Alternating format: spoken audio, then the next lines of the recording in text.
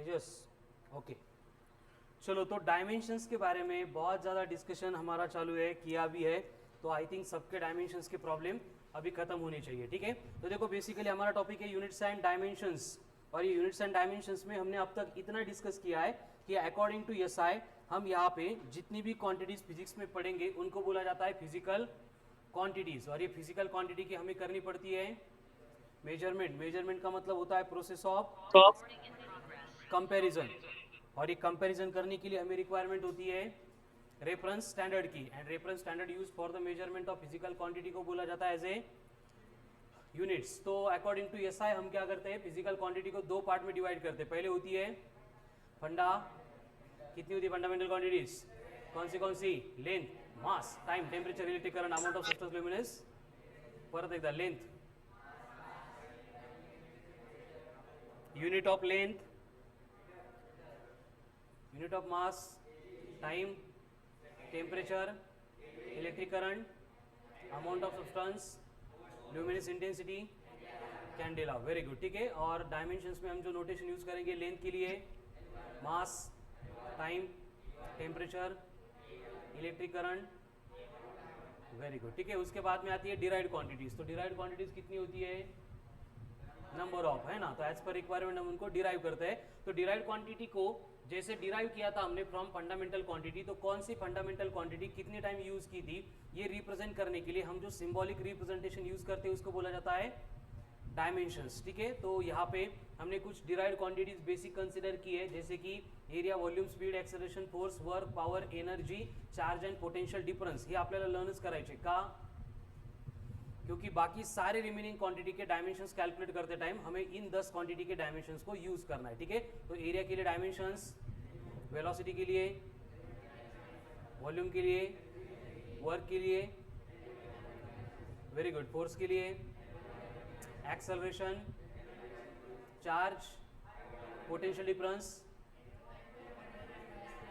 Very good. असं दिसला पाहिजे, पोटेंशियल डिफरन्स दिसला की लगेच बाजूला L2 M1 T -3 I -1, charge के लिए I1 T1, वेलोसिटी, परत एकदा area, volume, very good, acceleration, velocity, force, acceleration, work, kinetic energy, potential energy, very good, ठीक है। Then pressure,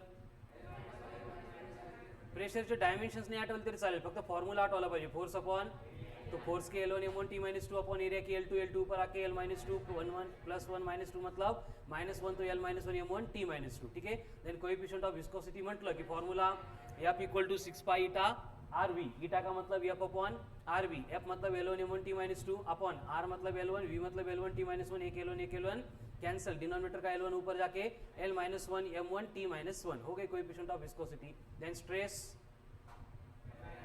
force upon area मतलब L -1 M1 T -2, then young's modulus, bulk modulus, modulus of rigidity, very good, modulus of elasticity, excellent, very good, ठीक है। Then latent heat बोला तो heat energy per unit mass, तो dimensions बनेंगे L2 T -2। Universal gas constant बोला तो PV = nRT, R = PV/NT, तो उसका ऐसा यूनिट होता है जूल पर केल्विन, तो डायमेंशंस बनेंगे L2 M1 T -2 K -1, very good. Specific heat Q = ms delta T, और S बनेगा Q upon M × delta T, Q मतलब L2 M1 T -2, डिनोमिनेटर में M मतलब M1, डेल्टा T मतलब K1, M1 कैंसल, K +1 ऊपर जाएगा तो L2 T -2 K -1। Then resistance बोला तो V = IR, R = V/I, तो वहाँ पे क्या होगा, जो V के डायमेंशंस थे उसमें बस एक I बढ़ जाएगा निगेटिव में, ठीक है। तो बनेंगे dimensions L2 M1 T -3 I -2, electric field intensity है तो फोर्स अपॉन चार्ज मतलब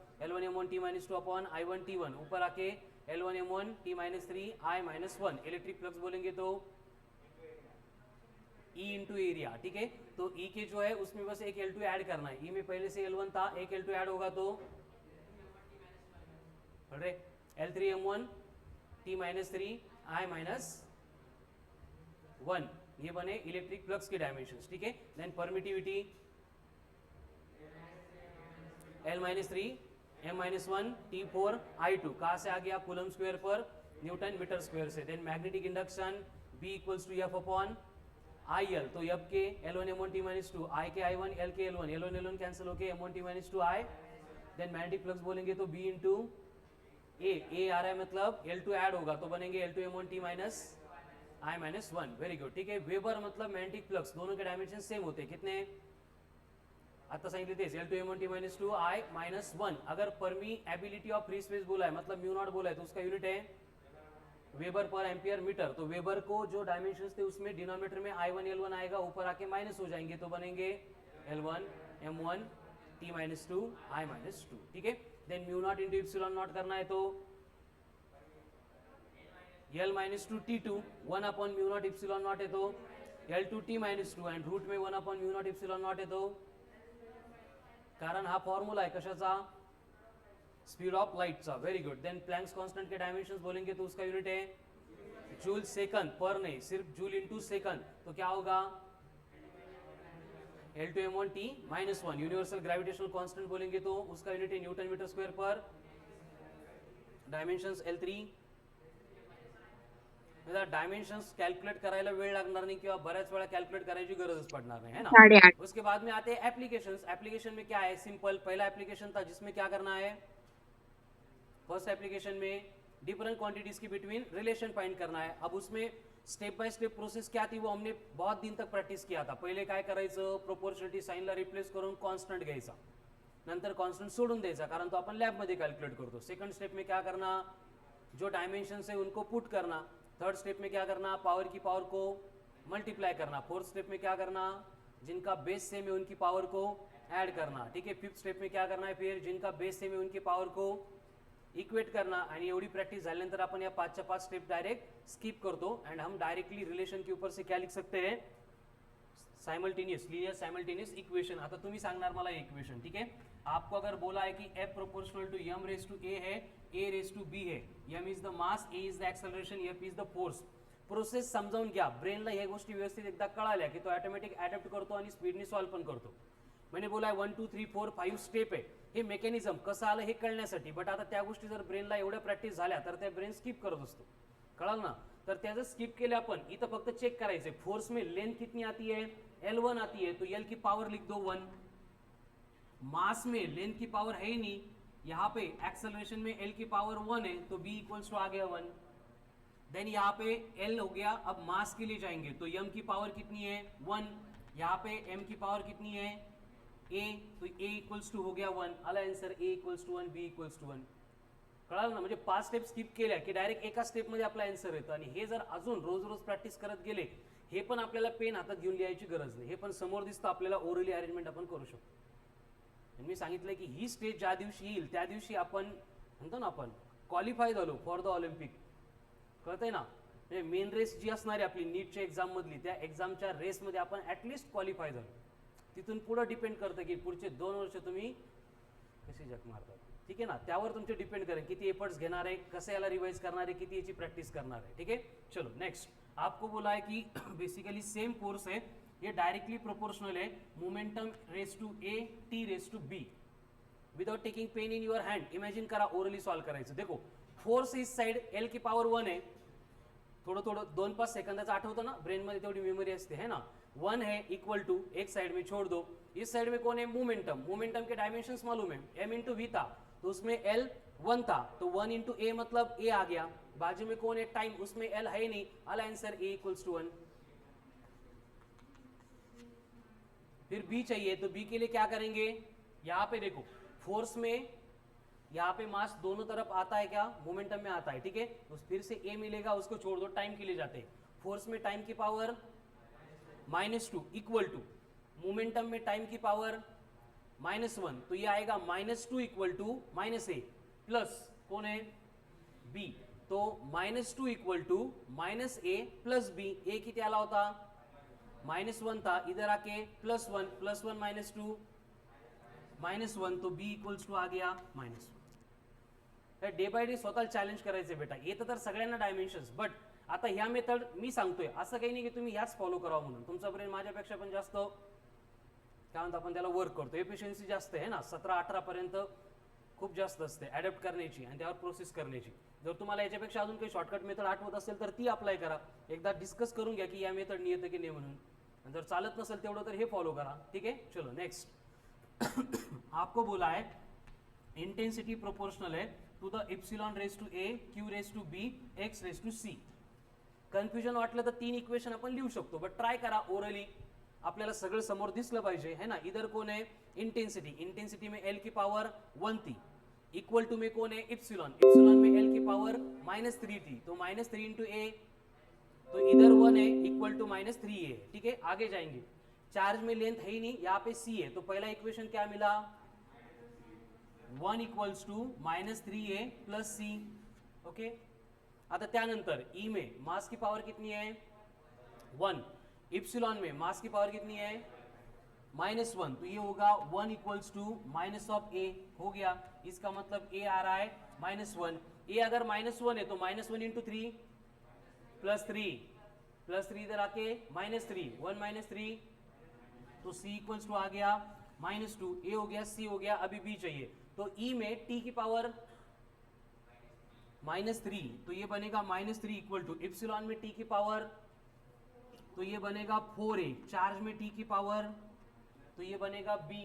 आता इकडे बघा a किती आहे -1, 4 इंटू -1 -4 इधर आके +4 -3 आलो, b इक्वल्स टू 1. हो गया आन्सर.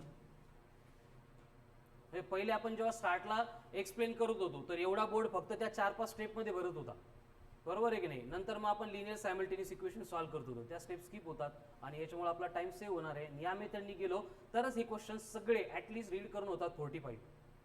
सॉल्व करून नाही म्हणत मी, ॲटलिस्ट रीड करून होतात फिजिक्सचे 45 नीटमध्ये. जेईमध्ये असता थोडासा टाइम जास्त, बट नीटमध्ये. तो आगे क्या करना है क्या नहीं वो धीरे धीरे आपको समझ में आएगा. ठीक है, चलो नेक्स्ट. हे कोणासाठी, ज्यांची खूप प्रॅक्टिस झाली, स्टेप बाय स्टेप सगळे आन्सर करेक्ट होते येत होते त्यांच्यासाठी. बट ज्यांचे स्टेप बाय स्टेप करून पण करेक्ट येत नव्हते, तीच प्रोसेस फॉलो करा जोपर्यंत येत नाही तोपर्यंत.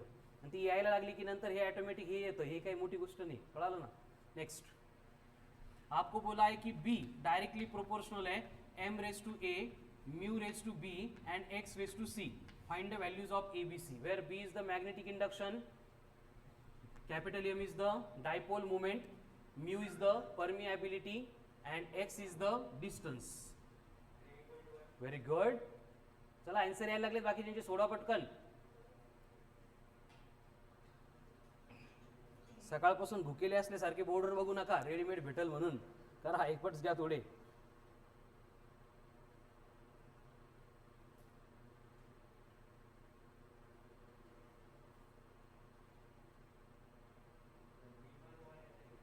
ए पण 1, बी पण 1, बर, व्हेरी गुड. आणि सी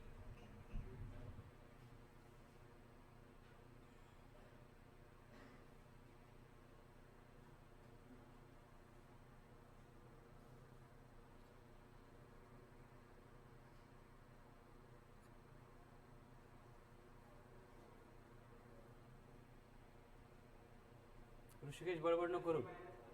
सी -1, वेरी गुड, एक्सलेंट. देखो क्या होगा, मैग्नेटिक इंडक्शन है, इसमें लेंथ है ही नहीं, मतलब ये 0 रहेगा. डायपोल मोमेंट है, इसमें L2 होता है तो ये 2a बनेगा. म्यू नॉट में L 1 होता है तो ये +b बनेगा और ये बनेगा +c. ये आ गया फर्स्ट इक्वेशन. उसके बाद में b में m कितना है 1, कैपिटल डायपोल मोमेंट में m है नहीं, परमेबिलिटी में कितना है 1, तो b आ गया 1. उसके बाद में b में टाइम है -2 इक्वल टू डायपोल मोमेंट में टाइम नहीं है, परमेबिलिटी में टाइम है -2b, x में टाइम नहीं है, मतलब फिर से b इक्वल्स टू कितना आ रहा है 1, ये कैंसिल हो जाएगा. देन I के लिए जाएंगे तो b में I होता है -1 इक्वल टू डायपोल मोमेंट में है a, परमेबिलिटी में है, तो यहाँ पे a की वैल्यू 1 थी, सॉरी b की वैल्यू 1 थी, 1 इंटू -2 इधर आके +2 -1, तो b आ गया, सॉरी a आ गया 1. a1 है b1 है, यहाँ पे पुट करो 1 + 1 नहीं 1 प्लस नहीं, एक मिनट, 2 इंटू 1 2, 2 + 1 3, तो 0 इक्वल टू 3 + c, +3 इधर आके -3, तो c इक्वल्स टू आ गया -3. फिनिश्ड हो गया. नेक्स्ट, आपको बोला है कि लैम्बडा जो है मतलब वेवलेंथ है जिसके डायमेंशंस L1 होते हैं, प्रोपोर्शनल है to the E raise to A, H raise to B and C raise to C. अतः यहाँ पे E का मतलब एनर्जी है, H का मतलब प्लैंक्स कांस्टेंट है, C का मतलब स्पीड ऑफ लाइट है. करो पॉइंट पटपट. ज्यांना येत नाही स्टेप बाय स्टेप सगळ्या प्रोसेस फॉलो करा. ज्यांना आता यायला लागले डायरेक्ट इक्वेशन्स लिहा.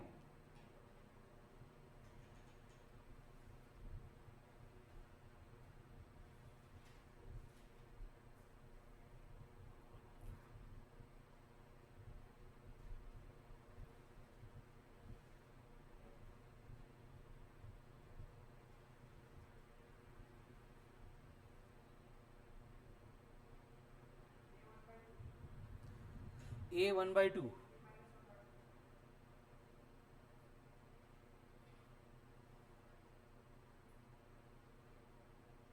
लैम्बडा मतलब वेवलेंथ है, L1 लेना है उसके लिए.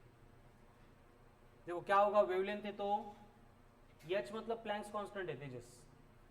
देखो L मतलब यहाँ पे 1 आएगा, एनर्जी में 2A, प्लैंक्स कांस्टेंट में 2B, C मतलब स्पीड ऑफ लाइट बोला है मैंने, कैपेसिटेंस नहीं घेतलं याला. C is the speed of light है तो ये बनेगा प्लस C. ये बन गया फर्स्ट इक्वेशन. देन लैम्बडा में मास है ही नहीं तो 0, एनर्जी में मास A, प्लैंक्स कांस्टेंट में मास B, तो A plus B equal to आ गया 0. उसके बाद में यहाँ पे टाइम 0 है, एनर्जी में टाइम -2 है, प्लैंक्स कांस्टेंट में time minus of B, speed में टाइम माइनस ऑफ C. अब यहाँ पे इन दोनों को अगर ऐड करेंगे तो क्या होगा, +2A -2A cancel, +C -C cancel, 2B -B B, तो B इक्वल्स टू आ गया 1. अगर B 1 है तो A कितना होगा -1. इन दोनों को यहाँ पे पुट करो. ये बघा A -1 है, -1 इंटू -2 +2, B 1 है, +2 -1 +1, +1 इधर आके -1 equal to -C, C equals to 1.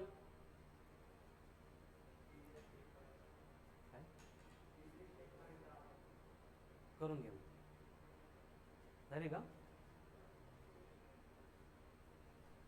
Next आपको बोला है S proportional to F raise to A है, L रेज टू B है. S is the surface tension, sorry S is the stress,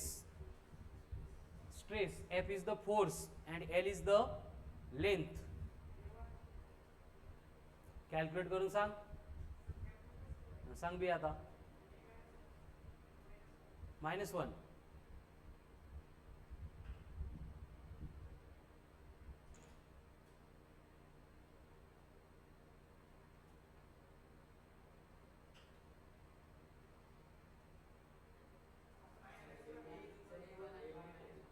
A1 B -1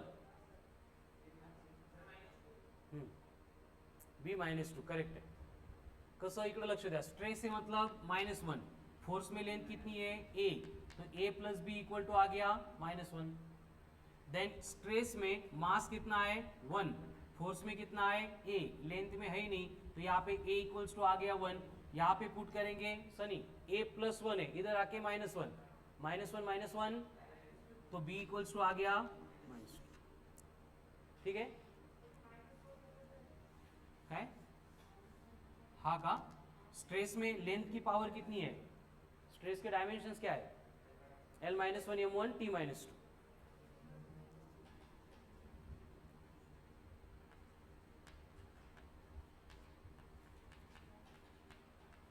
चलो find the dimensions for X and Y.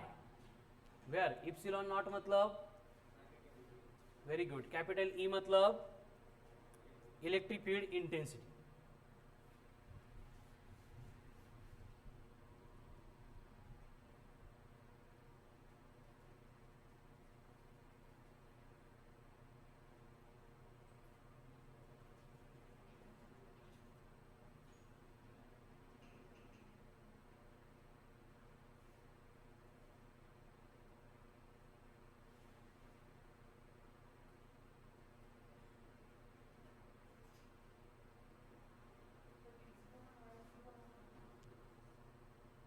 Yes epsilon आणि Y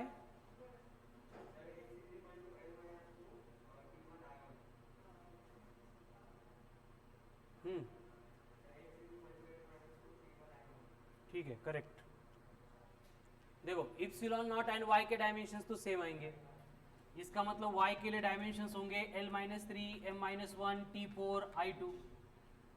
याचा अर्थ हा होतो की epsilon naught equal to x upon E dimensions के लिए, तो x इक्वल्स टू क्या होगा इप्सिलॉन नॉट इंटू ई। अब इप्सिलॉन नॉट के dimensions L-3 M1 T4 I2 है, इंटेंसिटी के dimensions L1 M1 T-3 I-1 है, तो जिनका बेस सेम है उनको ऐड करना है। -3 + 1 -2 -1 + 1 +4 -3 I2 2 - 1, तो L-2 T1 I1, ये हो गया dimensions for given quantity that is x।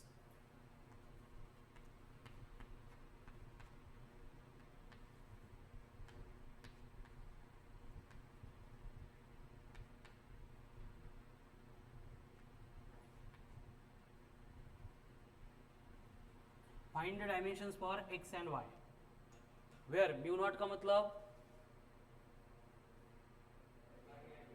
Epsilon naught capital B induction, phi is the magnetic flux।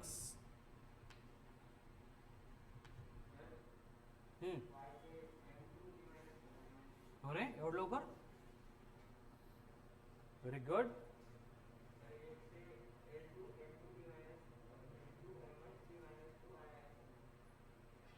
थोडं पटपट, बाकीच्याने अजून क्वेश्चन पण नाही बघितलं, तू आन्सर सांगतोय, बरोबर आहे बेटा, व्हेरी गुड।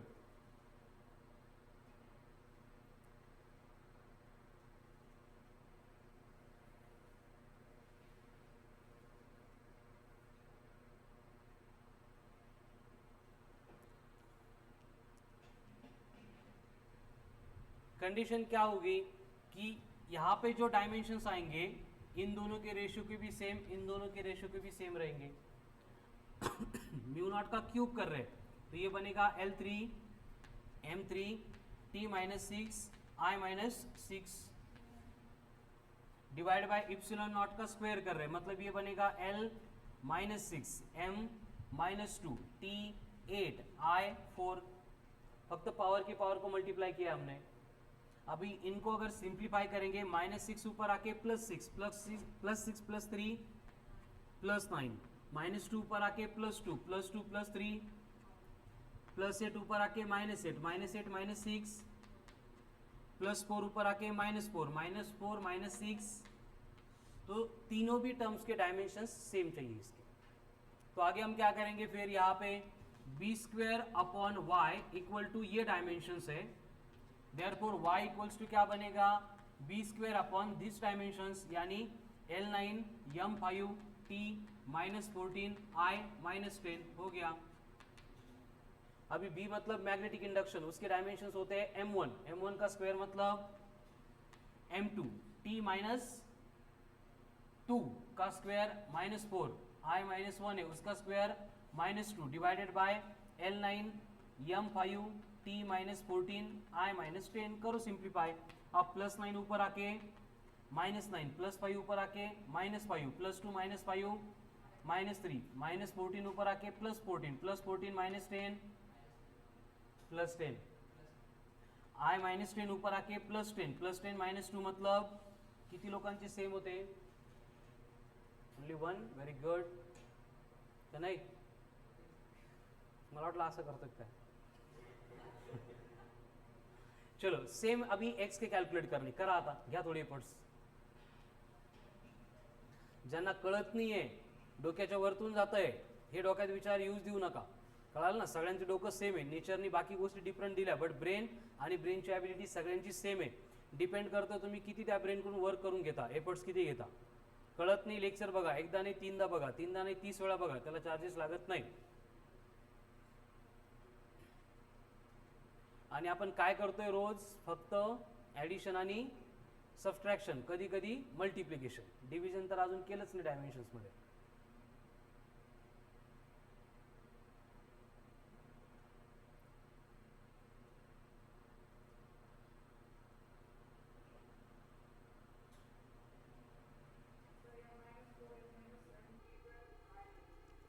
कशाचे, एक्सचे का, व्हेरी गुड। चलो अपन चेक करेंगे, x के डायमेंशंस निकालने तो क्या होगा रिलेशन, x इक्वल टू ये dimensions into x sorry five upon this dimensions, five मतलब मैग्नेटिक फ्लक्स, डायमेंशंस क्या होते हैं उसके L2m1 T minus two I minus one, denominator में आएगा L9 M5 T minus 14 I minus 10।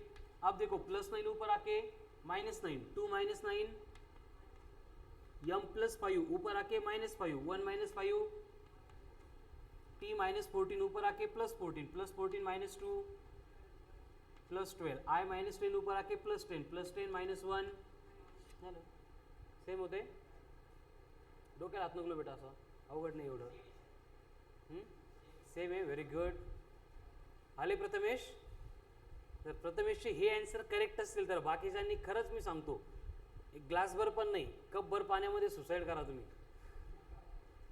कळलं ना, कारण तो या म्यू नॉटला आणि इप्सिलॉन नॉटला 3 दिवस घाबरत होता, झोप लागत नव्हती त्याला 3 दिवस यांची आठवण करून करून, बट बाय प्रॅक्टिस आपण त्याच्यावर ओव्हरकम करू शकतो। हे तुमच्या समोर बेस्ट एक्झाम्पल आहे बेटा,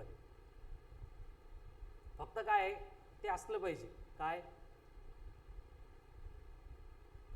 काय म्हणतो आपण त्याला, जुनून,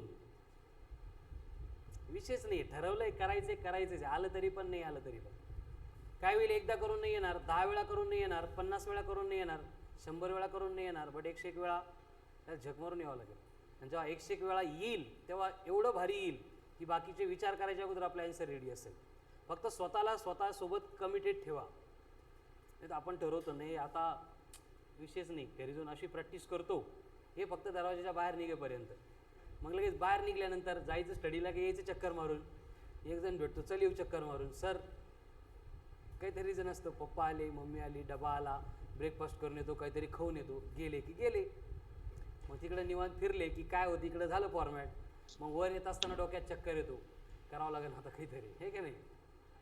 तर ह्या गोष्टी तुम्हाला आयुष्यामध्ये प्रोग्रेसच नाही करू देणार बेटा। मी नेहमी सांगतो ना 1% सक्सेसफुल का होतात, ते काही दुसऱ्या मार्सहून आलेत का काही एलियन त्यांना सोडून गेला जादूसारखा, जादू माहिती ना कोई मिल गया मधला, असं काही आहे का, तसं नाही आहे, फक्त त्यांनी काय केलं आहे स्वतःसोबतच्या कमिटमेंट फुलफिल करण्यासाठी स्वतःला डिवोट केलं आहे, बरोबर आहे की नाही। बरेच लोक आहेत सकाळी 6-6:30ला घरून निघतात आणि घरी जात जाता परत त्यांना 6 वाजता, बरोबर आहे की नाही। वर्किंग आवर्स पण कुठं जॉबला असेल तर 8 आवर्स असते, तुम्ही 12 आवर्स वर्क करताय, ये रंग लाने वाला आहे, कळालं ना।